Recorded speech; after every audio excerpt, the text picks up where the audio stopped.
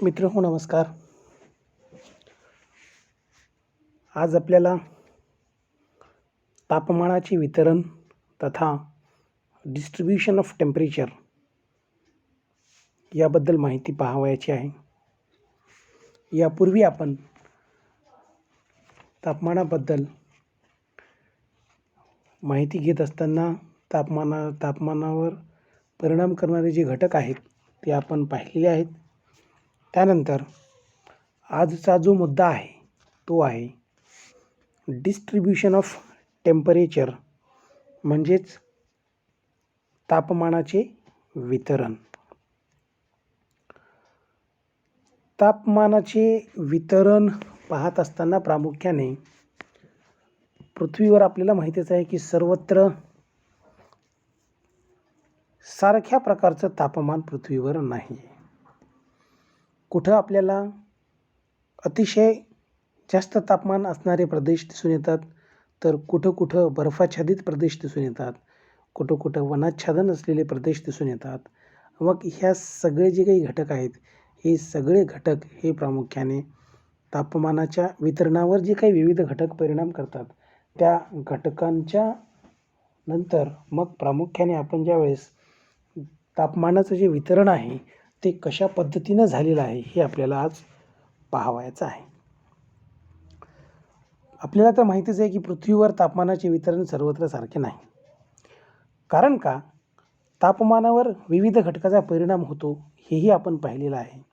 शिवाय हवा ही स्थिर नसते आणि हवेत ऊर्ध्व म्हणजेच उभ्या व अधोगामी किंवा आडव्या दिशेमध्ये हवेचे संचलन होत असते हेही आपल्याला माहिती आहे.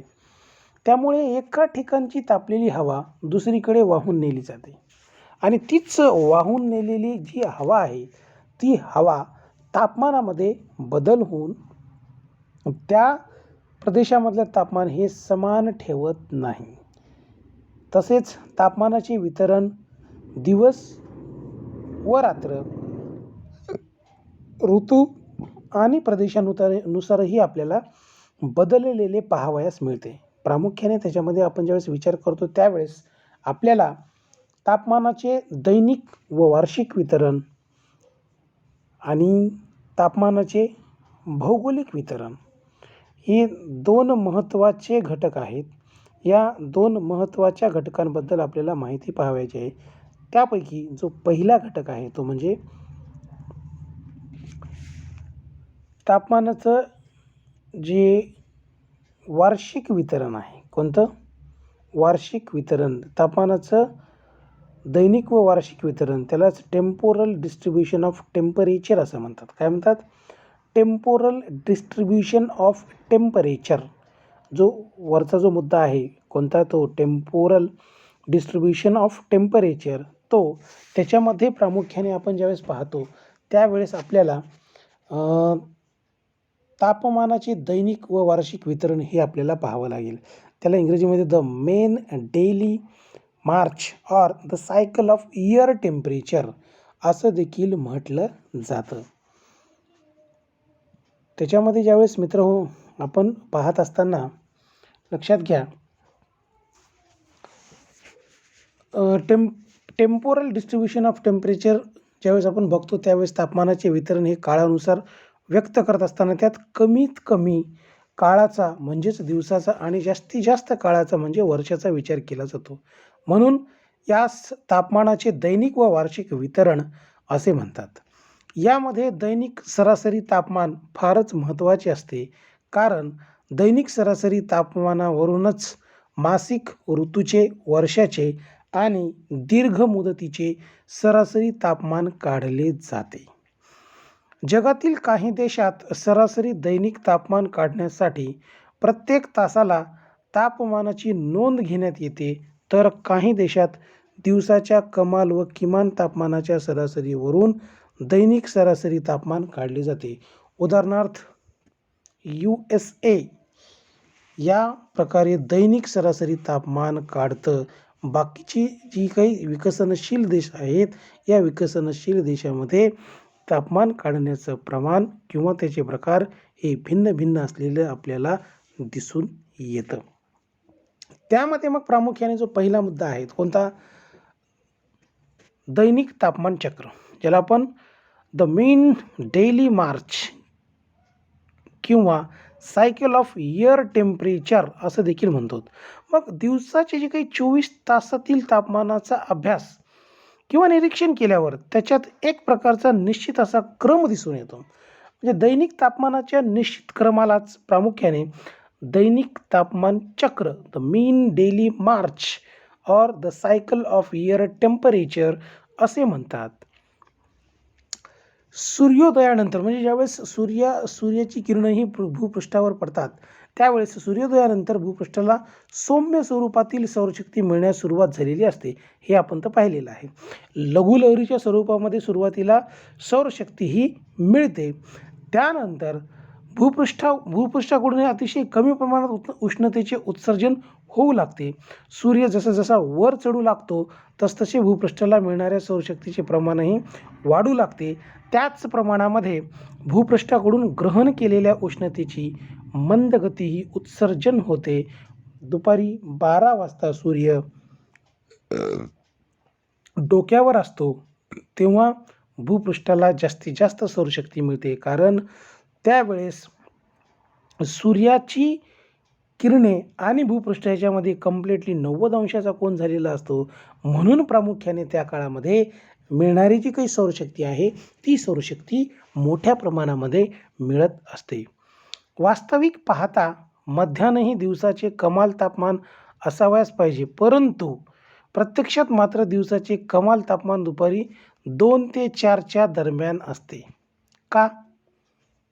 कारण जरी सूर्य 12 वाजता मध्यान्ही किंवा डोक्यावर असला तरी पृथ्वीला सौरशक्ती मिळाल्यानंतर तिचे भौमिक ऊर्जेत, ज्याला आपण टेरेस्टेरियल एनर्जी म्हणतो, ही टेरेस्टेरियल एनर्जीमध्ये रूपांतर होण्यासाठी काही कालावधी जाऊ द्यावा लागतो. मग दुपारी 12 नंतर 3 वाजेपर्यंत भूपृष्ठाला मिळणाऱ्या सौरशक्तीचे प्रमाण अधिक असते. तसेच भूपृष्ठापासून उत्सर्जित होणाऱ्या उष्णतेचे प्रमाणही वाढते. त्यामुळेच हवेचे तापमान 2 अंश ते 4 अंश सेल्सिअसच्या दरम्यान वाढते. सूर्यास्तानंतर सौरशक्ती मिळणे बंद होते, पण भूपृष्ठापासून सर्वसामान्यपणे मध्यरात्रीपर्यंत उष्णतेचे हळूहळू उत्सर्जन चालूच राहते. शेवटी मध्यरात्रीनंतर भूपृष्ठापासून उष्णतेच्या रूपात होणारे उत्सर्जन थांबते. त्यामुळे भूपृष्ठ थंड होऊन पहाटे 2 ते 4च्या दरम्यान दिवसातील किमान तापमानाची नोंद होते. अशा प्रकारे दैनिक तापमानाचे चक्र चालू राहत असते. मग ह्या दैनिक तापमान काढण्याचं एक छोटंसं सूत्र आहे मित्रांनो. त्या दैनिक तापमान काढण्याचं जे सूत्र आहे ते दैनिक सरासरी तापमान बरोबर कमाल तापमान अधिक किमान तापमान भागिले 2 अशा पद्धतीचं एक सूत्र आहे. ती सूत्रही लक्षात ठेवा. त्याला आपण दैनिक सरासरी तापमान काढण्याचे सूत्र असं म्हणतो. ते सूत्रही आपण लक्षात ठेवलं पाहिजे. त्यानंतर ज्याला आपण the annual March or cycle of temperature असं म्हणतो. ॲन्युअल मार्च म्हणजे त्यालाच मराठीमध्ये काय म्हणतात, वार्षिक तापमान चक्र. सेम ॲज द कंडिशन, जसं ज्या पद्धतीनं आपल्याला दैनिक तापमान चक्र आहे अगदी त्याच पद्धतीनं वार्षिक तापमान चक्र देखील असलेलं दिसून येतं. वर्षातील जे 12 महिन्याच्या सरासरी तापमानाचा अभ्यास केल्यावर त्यामध्ये आत्ता जे सांगितलं त्याच पद्धतीने त्याचप्रमाणे तापमान एक निश्चित असा क्रम आढळतो. वार्षिक तापमानाच्या या निश्चित क्रमालाच वार्षिक तापमान चक्र, the annual March or cycle or temperature असे म्हणतात. हिवाळ्याच्या मध्यापासून आणि उन्हाळ्याच्या मध्यापर्यंत प्रत्येक दिवशी सौरशक्तीचे प्रमाण वाढत जाते, तर उन्हाळ्याच्या मध्यापासून हिवाळ्याच्या मध्यापर्यंत प्रत्येक दिवशीचे सौरशक्तीचे प्रमाण कमी होत जाते. प्रामुख्याने ज्या पद्धतीने दैनिक तापमान चक्र असते अगदी त्याच पद्धतीनं हे वार्षिक तापमान चक्र देखील असतं. मग व जगाच्या पाठीवरच्या ऋतूचा विचार केला तर उन्हाळा आणि हिवाळा अशा पद्धतीचे जे 2 ऋतू असतात, या दोन्हीही ऋतूमध्ये प्रामुख्याने हिवाळ्याच्या मध्यापासून उन्हाळ्याच्या मध्यापर्यंत प्रत्येक दिवशीच्या सौरशक्तीचे प्रमाण कशा पद्धतीने बदलत जाते, या सगळ्याच प्रक्रियेला प्रामुख्याने वार्षिक तापमान चक्र असं म्हटलं जातं. The annual March or cycle of year temperature असं म्हटलं जातं. त्यानंतर जो दुसरा मुद्दा आहे तो म्हणजे जिओग्राफिकल डिस्ट्रीब्युशन ऑफ टेम्परेचर, म्हणजे तापमानाचे भौगोलिक वितरण. म्हणजे तापमानाचं भौगोलिकरित्या वितरण कशा पद्धतीनं झालेलं आहे.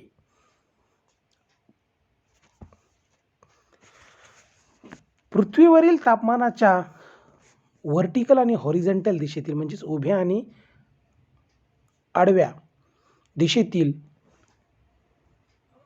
समांतर दिशेतील वितरणाच्या तापमानाचे भौगोलिक वितरण असे म्हणतात. प्रामुख्याने ज्यावेळेस आपण हॉरिझॉन्टल आणि व्हर्टिकलरित्या डिस्ट्रीब्युशन झालेलं टेम्परेचर आहे, या टेम्परेचरलाच आपण प्रामुख्याने जिओग्राफिकल डिस्ट्रीब्युशन ऑफ टेम्परेचर असं म्हणतो. मग त्यामध्ये तापमानाचे ऊर्ध्वगामी किंवा उभ्या दिशेतील त्यालाच व्हर्टिकल डिस्ट्रीब्युशन ऑफ टेम्परेचर असं म्हणतात. या व्हर्टिकल डिस्ट्रीब्युशन ऑफ टेम्परेचरमध्ये तपंबराच्या पट्ट्यातील वातावरणाच्या वैज्ञानिक निरीक्षणावरून असे आढळून आलेले आहे की भूपृष्ठापासून जसजसे उंच जावे तसतसे हवेचे तापमान कमी होत जाते. वातावरणातील तापमानाच्या वैज्ञानिक निरीक्षणावरून असे सिद्ध झालेले आहे की सामान्यपणे 160 मीटर उंचीला 1 अंश सेल्सिअस तापमान कमी होते. उंचीनुसार तापमान कमी होण्याच्या या प्रमाणाला सामान्य ऱ्हास दर किंवा लोप दर किंवा नॉर्मली लॅप्स रेट असं म्हणतात. हे तर आपल्याला माहीतच आहे, हे आपण यापूर्वी पाहिलेलं आहे. उंचीनुसार हवेचे तापमान कमी होण्याच्या दरात ऋतूनुसार देखील थोडाफार फरक पडतो. उन्हाळ्यात दर 160 मीटर उंचीला 1.1 अंश सेल्सिअस तापमान कमी होते, तर हिवाळ्यात दर 160 मीटर उंचीला 0.8 अंश सेल्सिअस एवढे तापमान कमी होते. म्हणून 160 मीटर उंचीला 1 अंश सेल्सिअस तापमान कमी होणे, अशा पद्धतीने याला सर्वसाधारण किंवा सामान्य ऱ्हासदर असं म्हटलं जातं. मग जे उंचीनुसार तापमान हे कमी होत असतं, हे उंचीनुसार तापमान कमी होत असतं त्याच्यासाठी प्रामुख्याने पृथ्वीवरील वातावरण सूर्यकिरणामुळे प्रत्यक्षामध्ये तापत नसून भूपृष्ठापासून दीर्घलहरीच्या स्वरूपात उत्सर्जित होणाऱ्या उष्णतेमुळे खालून वर तापते, हे तर आपल्याला माहीतच आहे. त्यानंतर सूर्यापासून उत्सर्जित उष्णतेमुळे प्रथम भूपृष्ठ तापते. भूपृष्ठाच्या संपर्कात असलेला वातावरणाचा खालचा थर तापतो, त्यानंतर त्यावरील वातावरणाचा थर तापतो. अशा प्रकारे वातावरण खालून वर तापत जाते. म्हणून वातावरणाच्या खालच्या थराचे तापमान त्यावरील थराच्या तापमानापेक्षा जास्त असते. यामुळेच भूपृष्ठापासून जसजसे उंच जावे तसतसे तापमान कमी कमी होत जाते. दुसरं जे कारण आहे ते म्हणजे वातावरणामध्ये जलबाष्प, ज्याला वॉटर ड्रॉपलेट्स असं म्हणतो, जलबाष्प, धूलिकण, डस्ट पार्टिकल, वायू, गॅसेस इत्यादी घटक असतात. या घटकाकडून भूपृष्ठापासून उत्सर्जित होणाऱ्या उष्णतेचे शोषण केले जाते. मग वातावरणाच्या खालच्या थरात जलबाष्पाचे धूलिकणाचे प्रमाण जास्त असते. त्यामुळे भूपृष्ठापासून उत्सर्जित होणारी उष्णता जलबाष्प व धूलिकणाकडून मोठ्या प्रमाणात शोषण केली जाते. त्यामुळे वातावरणाच्या खालच्या थरात तापमान जास्त असते, तर वातावरणाच्या वरच्या थरात बाष्प, धूलिकण यांचे प्रमाण कमी असल्यामुळे भूपृष्ठापासून उत्सर्जित उष्णतेचे शोषणही कमी प्रमाणामध्ये होते.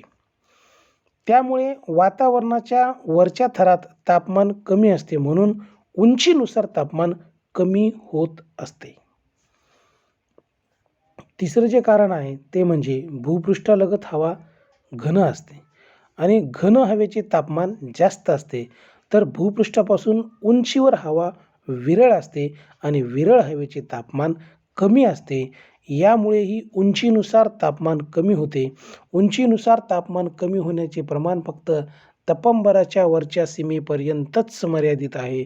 त्यावर तपस्तब्दीमध्ये उंचीनुसार तापमान कमी होण्याची क्रिया थांबते.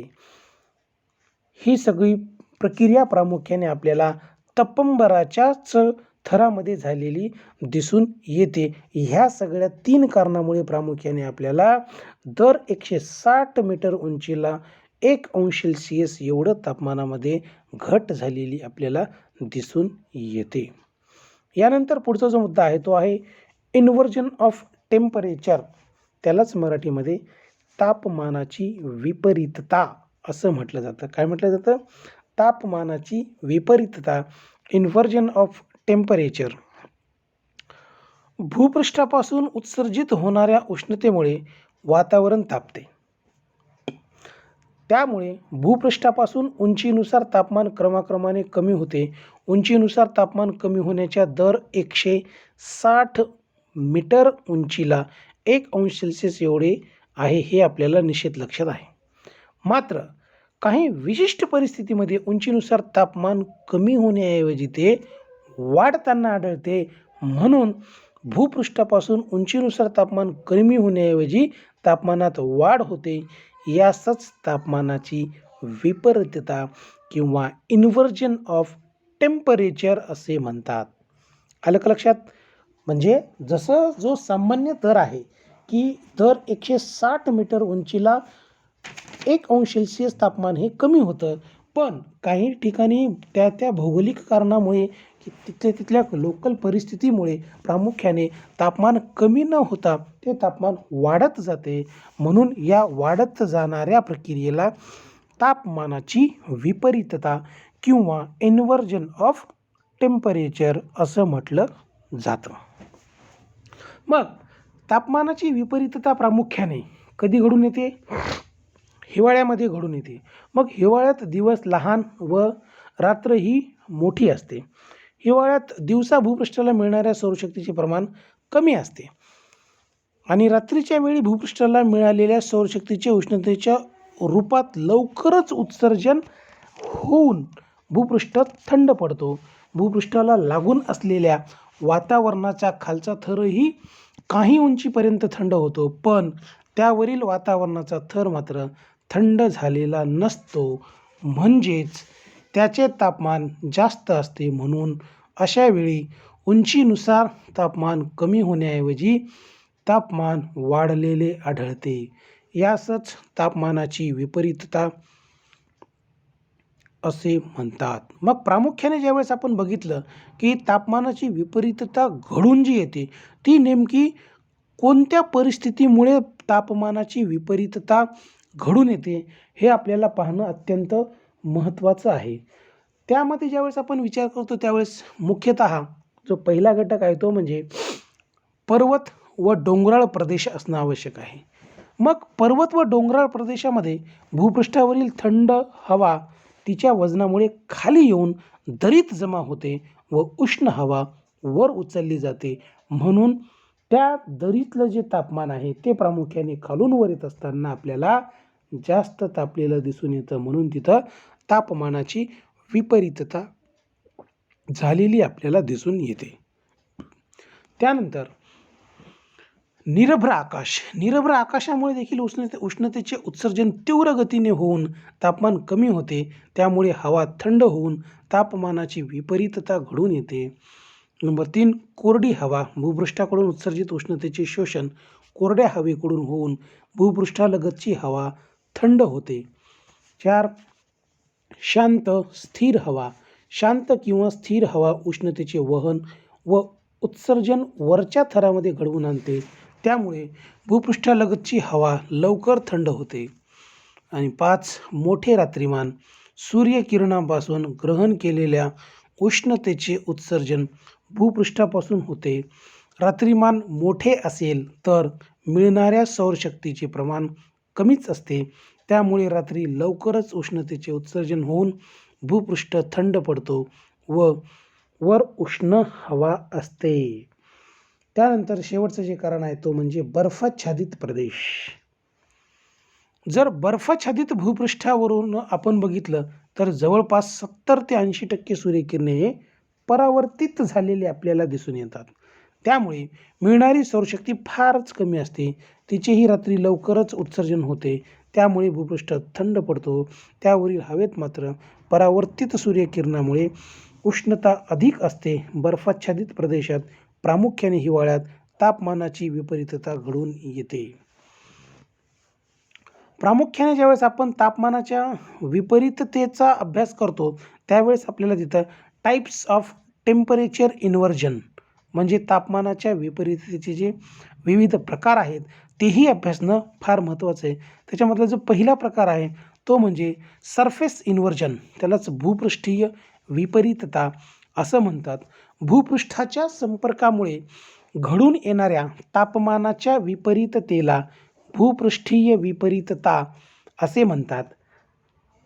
तापमानाची विपरीतता घडून येण्यासाठी आत्ता जे आपण 6 प्रकार सांगितलेले आहेत ती परिस्थिती ही आदर्श परिस्थिती म्हणून आपण मानतो. म्हणून या परिस्थितीत भूपृष्ठ लवकर थंड होतो. त्यामुळे भूपृष्ठाला लागून असलेली हवा थंड होते. मात्र त्यावरील हवा उबदार असते. कमी उंचीवर कमी तापमान आणि जास्त उंचीवर जास्त तापमान अशी परिस्थिती निर्माण होते.